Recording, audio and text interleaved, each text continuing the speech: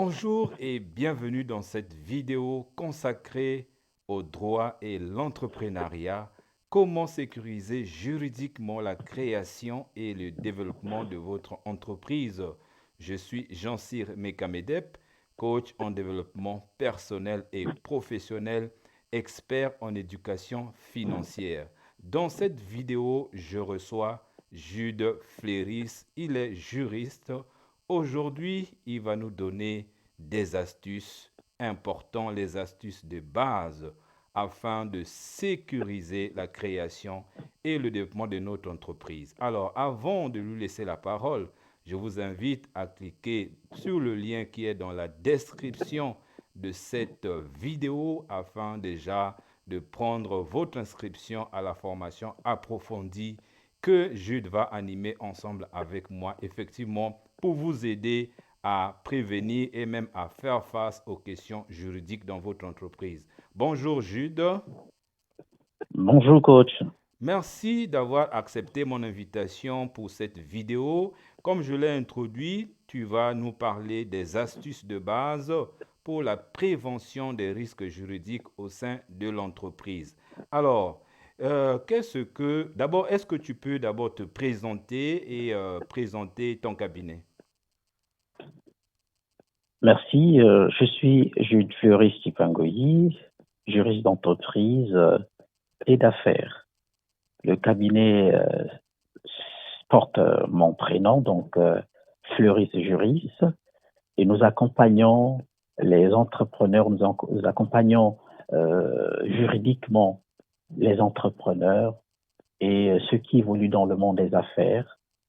Euh, de façon globale, c'est ce que nous faisons. On peut d'abord s'arrêter et puis continuer après. Ok, ok, merci de ta présentation. Donc, tu as un cabinet juridique, tu accompagnes les entreprises et je précise que tu es basé à Pointe-Noire en République du Congo. Alors, Jude, Tout à fait. pourquoi parler des risques juridiques au sein de l'entreprise? Parce que quand on dit risque, il y a un danger. Quel est le danger que court une entreprise qui ne prend pas en compte les risques de l'entreprise, les risques juridiques? Bien. Vous avez parlé, si j'ai bien noté, des astuces élémentaires pour prévenir les risques juridiques au sein d'une entreprise. Je parlerai plutôt en termes de principes sacro-saints. Euh, Pourquoi principe sacro-saint? Parce que une entreprise qui veut aller loin doit forcément passer par la prévention de ces activités, la prévention de ces affaires. Alors, risque juridique pour une entreprise, qu'est-ce que cela signifie? Nous disons que les risques juridiques pour une entreprise constituent les éléments pouvant menacer la stabilité d'une entreprise. Ces risques peuvent découler soit d'un non-respect des normes, soit de la négligence de ces normes-là. Par normes, nous pouvons entendre des lois qui sont édictées pour régir effectivement un certain nombre de relations entre professionnels, enfin des relations au quotidien dans la société. Alors, ces risques qui menacent l'entreprise peuvent être catégorisés en 5. Nous allons les citer pêle-mêle, puisque nous savons qu'il y a une formation qui va découler, qui va s'en suivre. Il y a les risques liés aux clients, il y a les risques liés aux fournisseurs, nous avons des risques concurrentiels, nous avons des risques salariés et enfin des risques liés aux actionnaires, sinon aux partenaires. Voilà un peu de façon très résumée ce qu'on peut entendre sous le vocable risque, comme vous l'avez dit, au sein d'une entreprise. Oh, Maintenant, oui, oui, je vous en prie. vas-y, continue. Alors, ces risques, j'allais dire que ces risques sont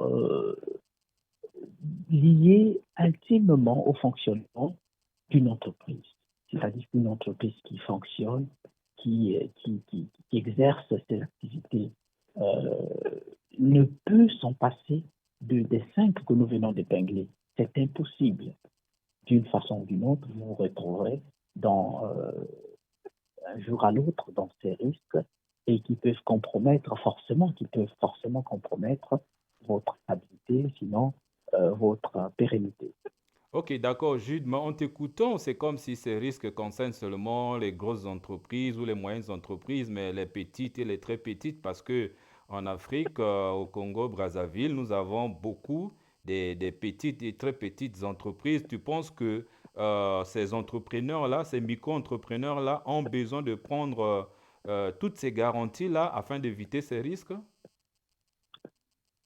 Alors, vous savez, quand vous parlez des petites entreprises, sinon des micros, je fais peut-être allusion chez nous, on appelle des très petites entreprises.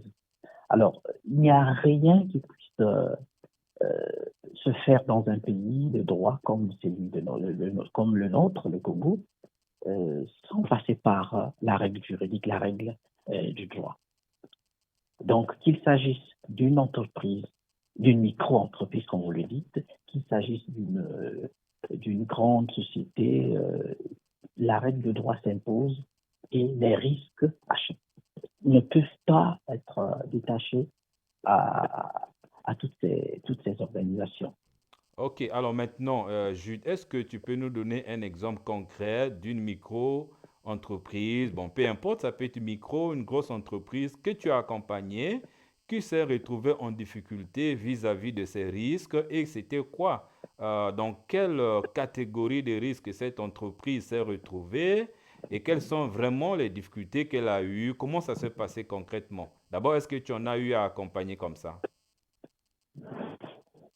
Bien, c'est notre quotidien. Accompagner, c'est notre quotidien. Ce sont des, des exemples que nous allons citer sans difficulté. Je prends juste le cas du tout premier, sinon bon, parlons du risque qui est récurrent, le risque salarié. C'est le quatrième que je venais de citer. Le risque salarié au sein des entreprises. Je ne veux pas prendre une entreprise donnée, mais je prends cela sous forme d'exemple global. Les risques salariés. Beaucoup d'entreprises, qu'il s'agisse des grandes entreprises ou des micros ou de petites entreprises, personne ne va seul travailler. Il, les chefs d'entreprise ont toujours besoin de se faire accompagner, c'est-à-dire qu'ils auront besoin soit de la main-d'œuvre, soit des gens qui vont être à leur côté pour l'exécution, sinon la bonne exécution de leurs travaux. D'où beaucoup se jettent souvent dès qu'ils ont eu un marché, dès qu'ils ont obtenu une offre et ils cherchent des gens ça et là, soit dans la cité, soit ce sont des connaissances qu'on appelle, et puis un soir et un matin on se retrouve sur le chantier ou sur les lieux du travail. Alors qu'il y a des prix, on appelle cela des BABA, hein, comme on le dit souvent, c'est-à-dire que des préliminaires. Vous devez passer par, euh, vous pouvez engager quelqu'un sans contrat. Et c'est quel type de contrat? Vous vous retrouvez déjà sur le marché, sur le terrain de l'emploi, sans que la personne ait su à quel genre de comment, quelle rémunération euh, attend-il? C'est pour combien de temps? Enfin, la durée, vous avez la rémunération. Donc, D'accord? tout ça, voilà, tout ça, ça se retrouverait dans un contrat bien formulé et discuté et signé. D'accord, Jude. Donc, c'est ça. D'accord, Jude. Voilà. Moi, je te comprends bien. Je suis en même temps entrepreneur. Voilà, moi, je te comprends bien. Alors, la question qui se posera sera, moi, je suis en train de démarrer. C'est vrai que j'ai besoin d'un employé, mais je n'ai pas encore l'argent. Je ne suis pas sûr aussi si je vais gagner beaucoup d'argent dans mon activité qui me permettra de faire face à des charges salariales.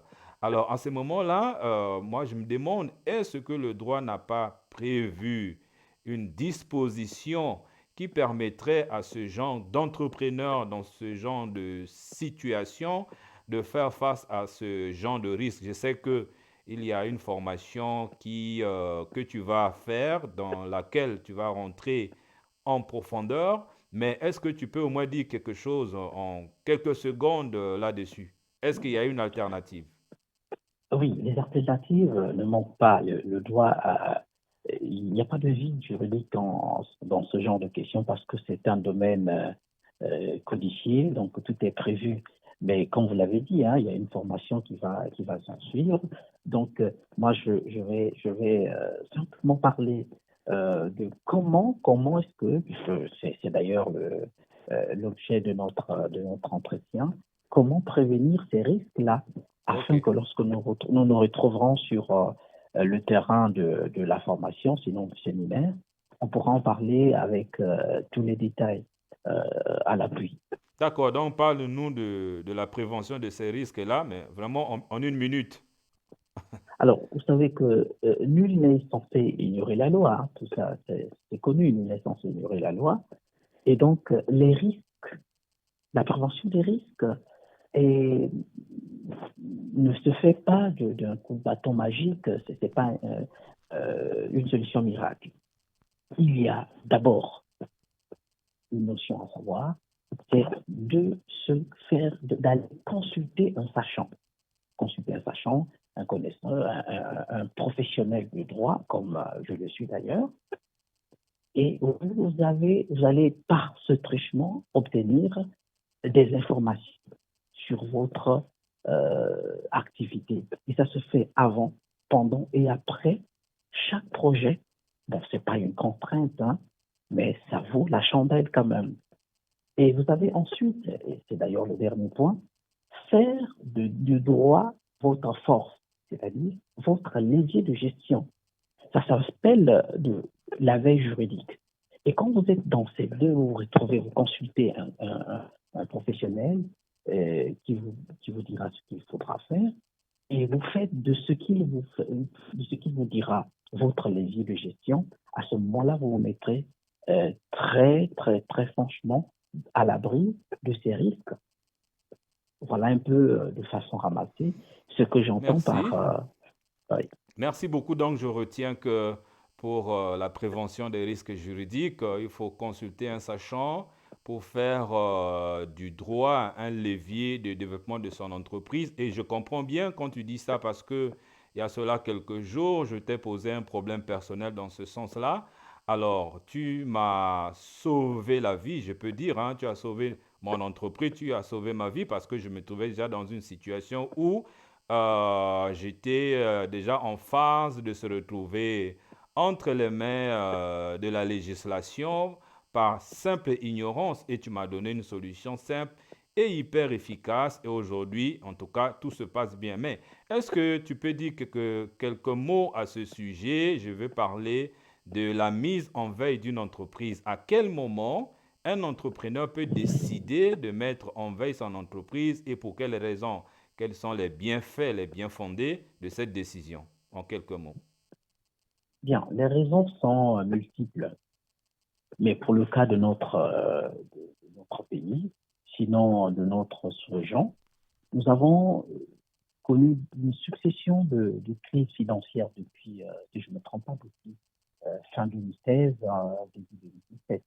Et beaucoup de chefs d'entreprise se sont retrouvés en difficulté euh, de gestion, difficultés financières, soit par l'absence de marché, soit ils ont travaillé mais ils n'ont pas obtenu paiement. Alors, la solution que nous proposons à ces chefs d'entreprise, c'est soit la mise en veille, la mise en sommeil, si vous voulez, la mise en veille de leur entreprise, de leur activité qui n'est pas la dissolution de leur entreprise. Mais c'est juste un temps que la loi permet à quiconque entreprend de se mettre un peu en pause, comme on le dit, hein, en pause, pardon, pour observer un peu comment est-ce que les choses peuvent se relever jusqu'à ce que ils reprennent. Donc, ce sont des procédures juridiques, ce sont des procédures légales prévues pour éviter de se faire, d'aller droit dans le mur, pour éviter un défaut de paiement très facilement, pour éviter de se faire traquer par des créanciers.